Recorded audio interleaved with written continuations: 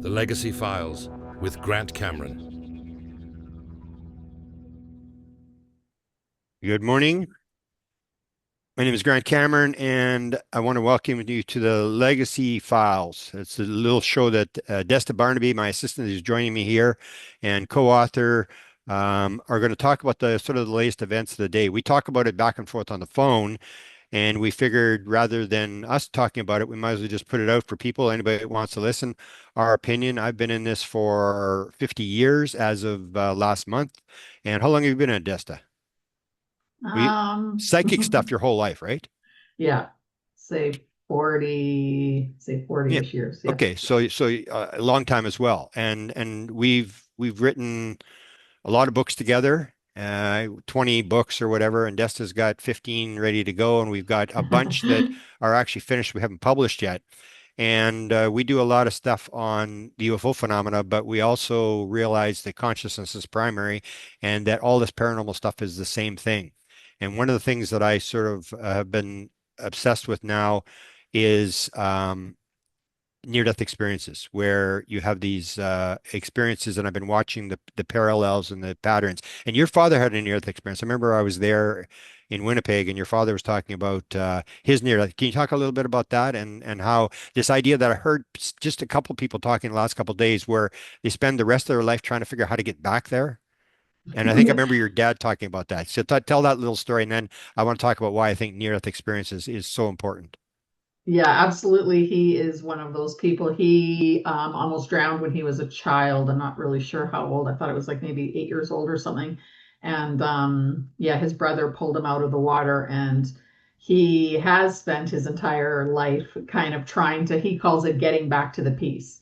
So he was in a very peaceful, I think he said it was like a black state, but it was a, in pure peace kind of thing. So he is a big meditator. My parents are really into meditation and have always been looking at other religions and stuff. But the main reason that they were doing that, I think, is for that purpose, is to try and get back to that same state where he experienced during his near death experience. Yeah, so you and I wrote a book called Contact Modalities, and maybe I can ask you about that. And you had an event. Did you have an event of when you were young with any sort of trauma in terms of fever or anything like that? No, for any of these reasons, like the psychic stuff, no. I don't think I ever had any. Yeah, I because mean, you, I had a couple of outer body experiences that were induced, you could say, by trauma, but I mean, I wouldn't oh really yeah, say but trauma, that's just what like, we talk about in contact modalities, right? We talk about this trauma thing that people get upset. Like why would like the prime example is Jim Semivan, the high level CIA guy, and he's still upset.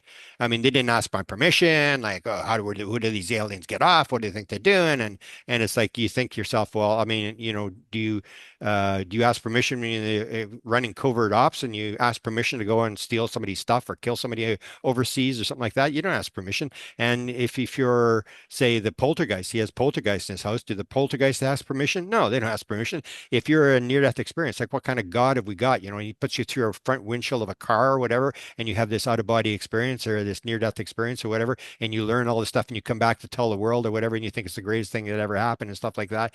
And there's always this trauma event which people seem to get upset about because doesn't seem to be the real world. But I'm not sure if it was in my first psychedelic book, and we may have to do the second psychedelic book. I may sort of try to finish off because I did 1 through 15, and then 15 through 27.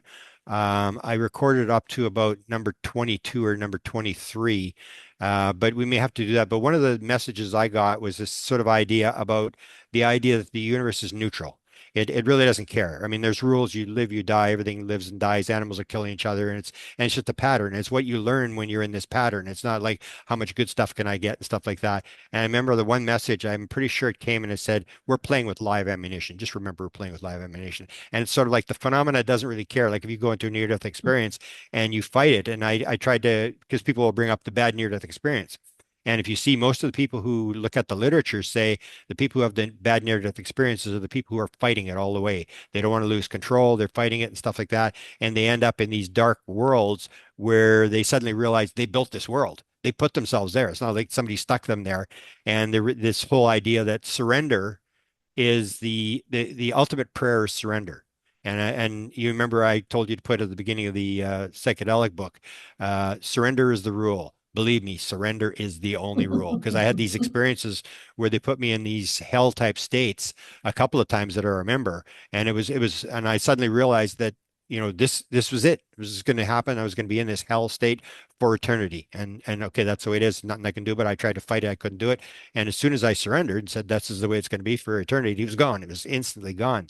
So I don't know what experiences you've seen in terms of linear death experience. You start seeing these patterns that sort of indicate this has a lot to do with UFOs. And the one that comes to me is something that you wouldn't put up, like when we did the book on alien, this flying the ship, where people would say, remember Pratt from Liverpool? He said he put his hand on this panel on the wall. He told him to put his hand on the panel, and he became one with the craft. The craft was alive and all that sort of stuff. And he said suddenly it was weird. I got 360 degrees, and so that's the UFO one. And in the near-death experience, you see this over and over and over. This thing about you can see him at 360 degrees, and that makes no sense. You can't even imagine what that is, and yet people will describe this phenomenon. And you start thinking, are they in the same sort of world in terms of what's going on? Or Anne Strieber, who said to Whitley when he wrote Communion, and they got whatever 200,000 letters, and Anne read all the letters. And then she came to him and said, Whitley, whatever we're dealing with here has something to do with death. And then this is the key. So can you think of some of the things that struck you in terms of near-death experiences that you start to say, this is common to UFOs, or even the fact that 37% of all near experiencers say they've had a near-death experience. So we in the scientific world, you'd say, oh, it's all just random. It's all just happening by accident. So what's the chance that you randomly have a near-death experience and you randomly happen to get picked off a street and abducted? I mean, what's the chances that you have these two weird things that most people will never experience, and they're having both of them 37%? Well, I'll say kind of like a side um, area to that, because this is what I'm really interested in now, is what reality is, like we're always talking about. But my new thoughts is that it's really a simulation. Yeah. That it's a conscious simulation. And so the reflection that we always talk about, how that's what is happening, just like you would say the special forces guy would go in a Skinwalker Ranch, they were the ones that would get the hitchhiker effect. The phenomenon would follow them back home and then start throwing the wine bottles across the room at them. So in my interpretation now of that is that the reflection, the simulation is a reflection. So the simulation is a mirror that is reflecting individual, like each of us individually is reflecting our own shadow self, or deep psyches, or like deep beliefs, feelings, and all that kind of stuff. So I think that maybe the bad experiences for psychedelic experiences is the exact same thing.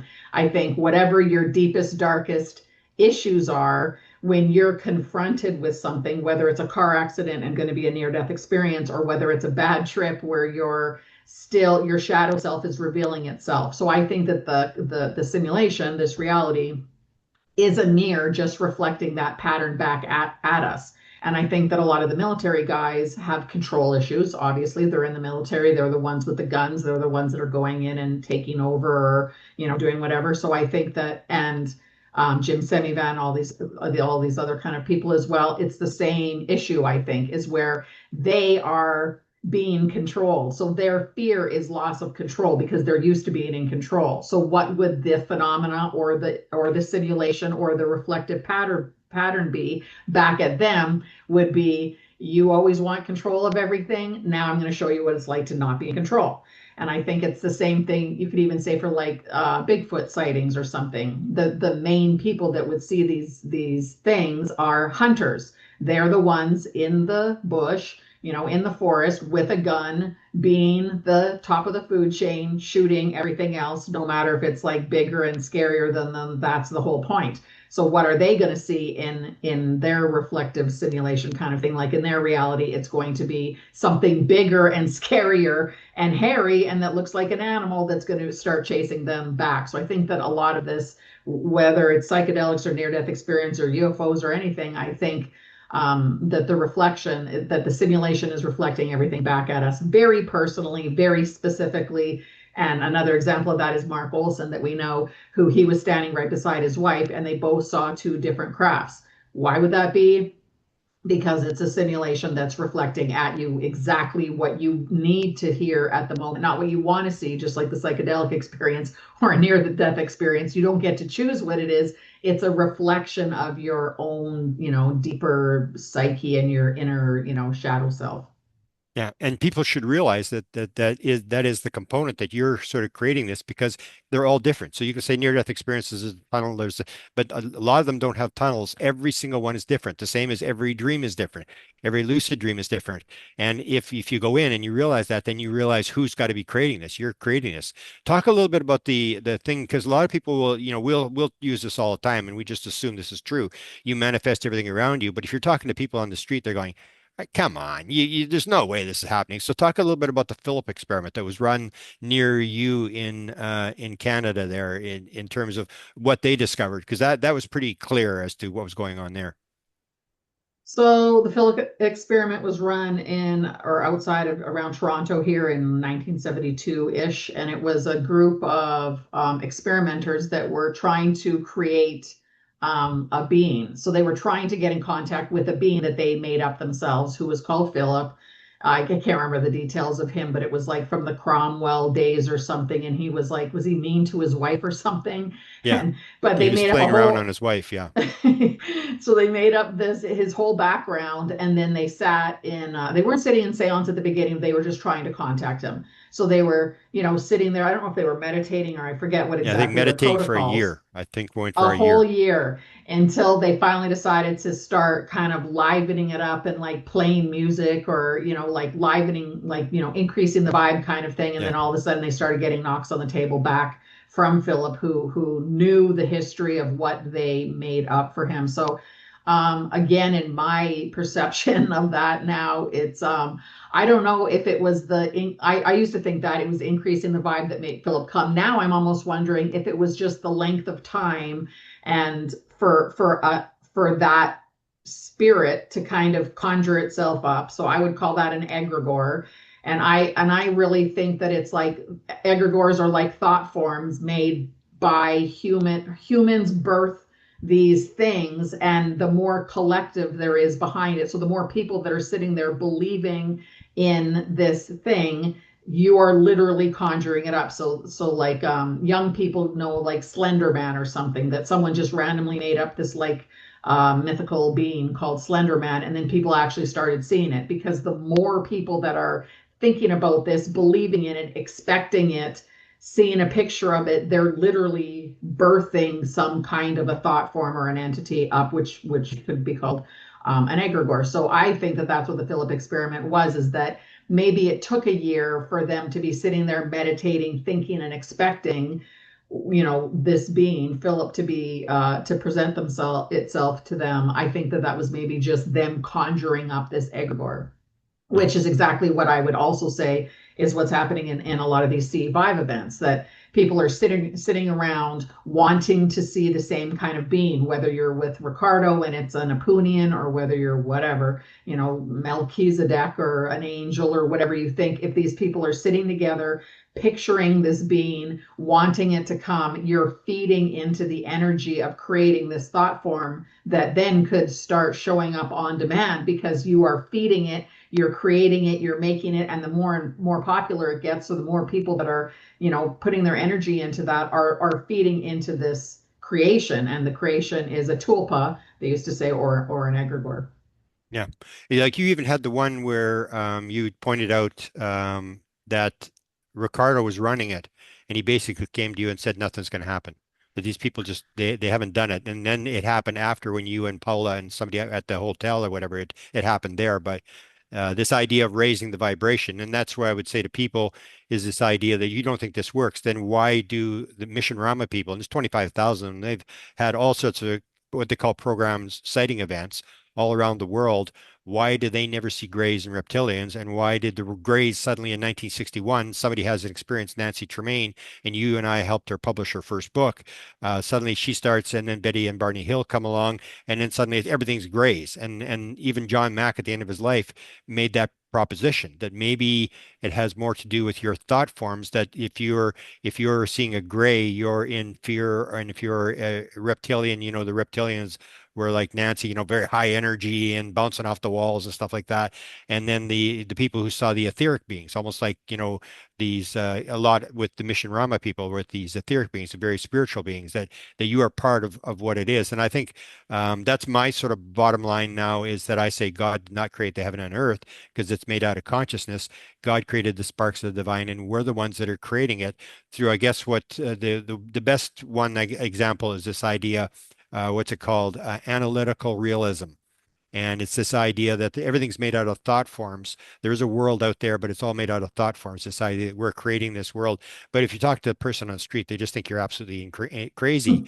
But if you go back to the quantum physicists before they got sort of ruled out, and somebody said, "Shut up and calculate," they all came to that conclusion. Bohr and Planck and Einstein, and they all had this idea that consciousness was primary, and that's what we keep missing out on. And that's what the phenomena, I think, is trying to tell you. Maybe to close, maybe what do you think the phenomena is trying to, whether it's psychic phenomena, do you think there's an overall message that they're trying to get to us, or are they trying to just wake us up, or what do you think is going on? Well, again, now I'm starting to think that it's like you're saying, if you're sitting out there like Mission Rama or like Ricardo meditating on world peace all night, you're only going to see the reflection back at what you're putting out. So it's reflecting your inner vibration. You could say that if you want to, say it like that. Yeah. So if you're worried and scared of something, it's going to come in and grab you and show you that you don't have, or it's going to be a monster because you're scared of monsters. It's going to come and show you a monster. You're scared of control. It's going to break into your room and mimic like an abduction because it's going to show you that you're not in control. If you're out there looking for a guide, some kind of etheric guide, it's going to show you a light being that's going to bring you into whatever. It's reflecting what you are. But I want to say, I love Terrence McKenna. We both do, but Yeah. this is the new quote that I found from him that is like, for me, sums literally everything up. So it's perfect timing. He says the UFO is less like a vehicle and more like visible language, something that collapses into form based on beliefs, Right. context, and expectation.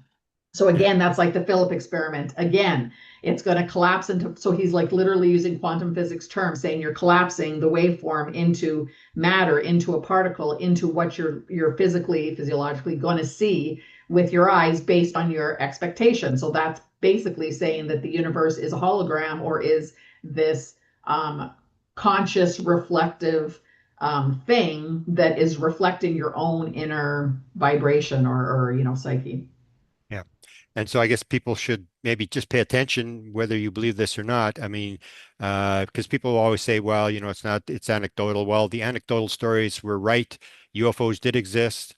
There are bodies, there are crafts, and this is going to be real as well. So mark it down for 10 years from now. Come back and tell us this isn't, because I remember in 2012 when I had the consciousness download experience and got led down this other road that everybody thought I was totally crazy. And now, almost like the Skywatcher thing, everybody's trying to write themselves into consciousness. Like they all know what consciousness, and they use the word and they haven't got a clue what they're talking about.